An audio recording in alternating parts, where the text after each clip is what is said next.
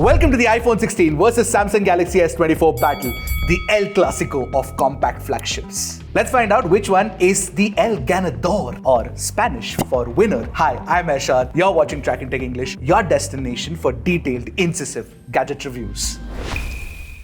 Alright, let me first show you the recipe to make an iPhone 16. Take an iPhone 15, remove the mute switch and replace it with the action button and add a camera control button on the other side. Flip the back, realign the cameras, make it a vertical camera layout and voila, iPhone 16 ready. Now let me tell you the recipe to make a Samsung Galaxy S24. Just add one more camera below that vertical layout. Jokes aside, both these phones have a glass sandwich design where you get glass on the front and the back and a metal frame as well. And the metal used for the frame on both these phones is aluminium. And on Samsung, you've got a glossy finish, where on iPhone, you've got a matte finish, which is what I prefer. Also, I do like the fact that you get so many different fantastic color options on the iPhone compared to the Galaxy S24, which is nice. Now, both are really compact phones with very good in-hand feel as well. Now, to find out the differences between the two would be pedantic because it really doesn't make a difference in daily usage. I'm holding both the phones in my hands and yeah, both are good. And since these are flagships, you get IP68 rating as well. But Samsung does have an advantage, is that the Type-C port at the bottom is a USB Gen 3.2 Type-C port, whereas on the iPhone, we all know it's USB 2.0. Now, while both these phones do also have very tough glass, for example, on the iPhone you get ceramic shield, whereas on the S24 you get Corning Gorilla Glass Victus 2. Now, despite Apple saying that the ceramic shield used on the iPhone 16 series this year is 50% better, it might be better in tensile strength, but not in scratch resistance, because the display scratches up very easily, which is not the case for the S24. Take a look at it side by side and you'll know the difference. And we've been using the S24 for much longer. Now, when we compare the displays on these phones, I'm convinced that Samsung has a better display than Apple. Firstly, you get a larger display with better screen estate than the iPhone 16, primarily because you've got slimmer bezels and just a punch hole camera instead of a dynamic island. Secondly, you get a proper 120Hz LTPO panel as opposed to iPhone 16's 60Hz panel. And finally, when we tested the iPhone 16's display against the Galaxy S24, it was definitely brighter. Brighter not just indoors when watching HDR content, but also outdoors. The other thing is that on Android phones, you get an in-display fingerprint scanner. On the Galaxy S24, it's an ultrasonic one, whereas on the iPhone 16, you've got the Face ID. Although the haptic feedback, we felt that the tuning was better on the iPhone 16, which was tighter, it had better vibrations compared to the Galaxy S24. Now, display is one aspect of the multimedia experience, but when you're talking about audio, then Samsung supports high-res codecs like LDAC and Samsung's very own SSE and SSE UHQ for Bluetooth transmission. Of course, this is not available on the iPhone, but what's better on the iPhone is definitely the speaker quality. Take a listen to it for yourself right next to the Galaxy S24 and let me know if you agree with my thoughts.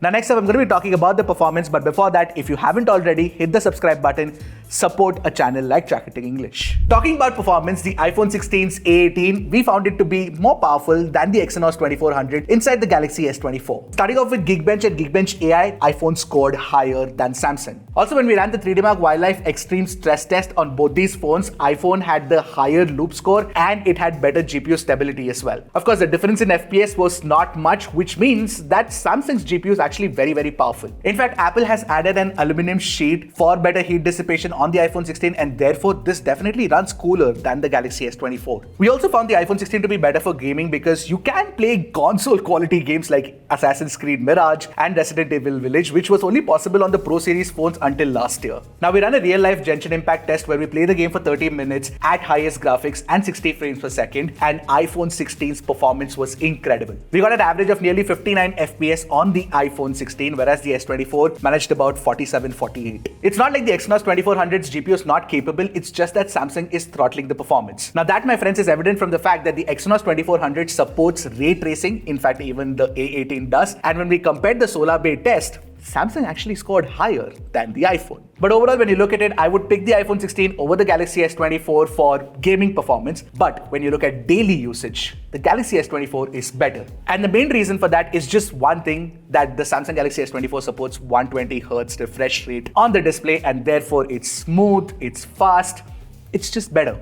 Now, both these phones also have capable modems, therefore you get support for umpteen 5G bands. Airtel and Jio worked absolutely fine. Mobile data works very well. Calls, sound really rich and crisp. Now you also do get support for Bluetooth 5.3 and NFC on both these phones, but iPhone has an advantage with the support for Wi-Fi 7, which is the latest standard compared to Wi-Fi 6E on the Galaxy S24. Now the A18 of course is a very powerful chip, but it is also a very power efficient chip thanks to the use of a 3nm fabrication process. We got a higher screen on time of about 7 hours and 30 minutes on the iPhone 16 compared to 5 hours and 30 minutes on the Samsung Galaxy S24. But the point to be noted here is that we were running the S24 at 120Hz, and if you drop down to 60Hz, you'll get better battery life, but it still won't be better than the iPhone 16. Think of it from this perspective. If the iPhone 16 gives you 24 hours of battery life in a single charge, then the Samsung Galaxy S24 will give you about 18 to 20 hours. That said, the Galaxy S24 offers faster wired charging of 25 watts as opposed to 20 watts on the iPhone 16. The iPhone 16 takes about 1 hour and 30 minutes for a full charge, whereas the S24 takes about 1 hour 10 minutes. On the other hand, the iPhone 16 now supports 25 watt MagSafe wireless charging speeds, but of course the MagSafe charger is like $5,500, so it's pretty expensive. You'll have to buy a new one. Whereas on the S24 is coming later. On the S24, you get about 15 watt charging speeds. Now, one real advantage on the S24 is the fact that you get a proper 3x telephoto camera inside this compact body as opposed to the iPhone, which doesn't have that. In fact, even the Pixel doesn't have it. But let's take a look at the difference in picture quality between the two so you can make a judgment for yourself. So the iPhone's 24 megapixel outputs mean that you generally get more details and sharper textures than the Galaxy S24. But what I was shocked at was the 2x shots. iPhone's new Fusion technology legit makes the 2x images look optical quality compared to the Galaxy S24, which is much softer in comparison. Although when you zoom in further at 3x, Samsung has crisper, more detailed shots because of the optical lens. Now colors are more vibrant and punchy on the Galaxy S24. iPhone's default look is a little warm, but you can use one of the photographic styles to create a more neutral look. Now you know what, photographic styles on the iPhone are not just filters, they're actually non-destructive edits, and you can do that while taking pictures and after taking pictures as well. Now moving on to HDR samples, the tuning in terms of details picked out from the highlights and the shadows are pretty solid on both, but iPhone's processing is definitely more natural looking. Now take a look at the tree bark, which has turned red on the Samsung, or the overprocessed greens of the leaves. Samsung's got this very over HDR look as opposed to the natural look of iPhone. With the ultra-wide camera, what we notice is that the iPhone 16 captures more details and finer textures compared to the Galaxy S24. This was true for the ultra-wide shots taken in good lighting conditions and in low light both. But the major advantage on the iPhone is that the ultra-wide can take awesome macro shots now thanks to the added autofocus capabilities. Samsung of course cannot do that, but you can use the 3x to go close to the subjects on Samsung. Despite that, since the iPhone has a closer focusing distance with the ultra-wide, I would generally prefer it for macro shots. Now let's talk about pictures of people, and Samsung's skin tones are absolutely horrendous. It's extremely red. The iPhone does it better here. Against a strong backlight, Samsung's HDR does offer better control over the highlights, but it is seriously no match for iPhone's details at 100% crop. Also take a look at Srikanth's hair here. There's a lot of purple fringing on the Samsung sample, which is not there on the iPhone. Now this is generally a problem that happens with multi-stack processing, which Samsung needs to fix in the algorithm. In portrait shots, however, Samsung does a good job. Except for the skin tone issues, I like both the 2x and the 3x portraits captured by the Galaxy S24. But of course, the iPhone is no slouch either. Both do take very good portraits, and yes, you can actually take 3x portraits this time around with the base iPhones. Now Samsung's video recording at 4K 60fps with the primary camera is incredible. I was very surprised because it matches up with the iPhone in terms of HDR, the detail retention, and even the stabilization. And the sound quality was actually better. Alright, so right now we are recording the video samples using the iPhone 16 and the Galaxy S24. Both are using its primary lens. So right now we are recording the video samples using the iPhone 16 and the Galaxy S24. Both are using its primary lens. Of course, using iPhone's new audio mix feature, you can get better sound quality, but I still think Samsung does a fantastic job here. I love it. But all that breaks apart when you shoot videos in low light because the iPhone is clearly superior here. Also, ultra-wide angle video recording quality is better on the iPhone. Now, when you shoot selfie videos at 4K 60fps using both the phones, I preferred Samsung's video recording because it does better HDR. Now, you can also shoot cinematic videos on the iPhone, which is called portrait video on the Samsung, and cinematic video on iPhone is definitely better. Now, as for the software experience, I can't believe I'm saying this, but Samsung's One UI 6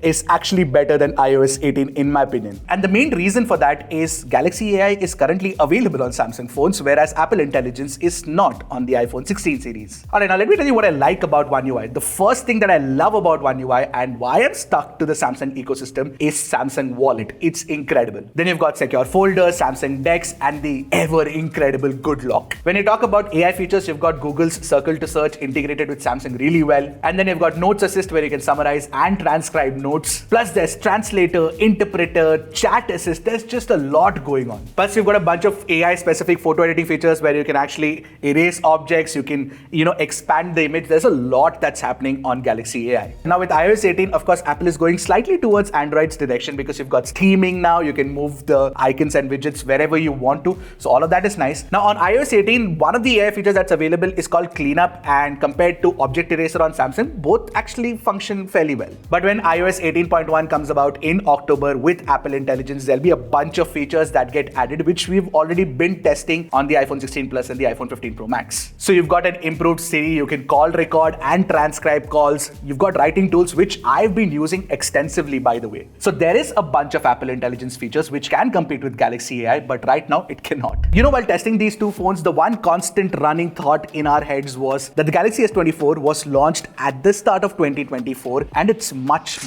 more affordable now. Which is why despite the issues that we've had during our testing, we're still amazed by how awesome of a phone and awesome of a value this is. So for me to pick one phone between the two is going to be really tough, so I'm gonna keep this open-ended for sure, but I'll give you some perspective. Now, if you want a phone with great performance, great battery life, and if you want an iPhone, then the iPhone 16 is the best option for you. But if you want something that's more versatile and far more affordable, along with Galaxy AI features, a 120Hz refresh rate display, and of course that 3x telephoto camera, then the S24 is the one for you. Now, if you ask me, truth be told, I'd probably go for the Galaxy S24 only because I cannot live with a 60Hz display in 2024. But that's just me. Your opinion could be different. So let me know what your thoughts are in the comment section below, and I'll see you guys in the next one. Until then, keep tracking and stay safe.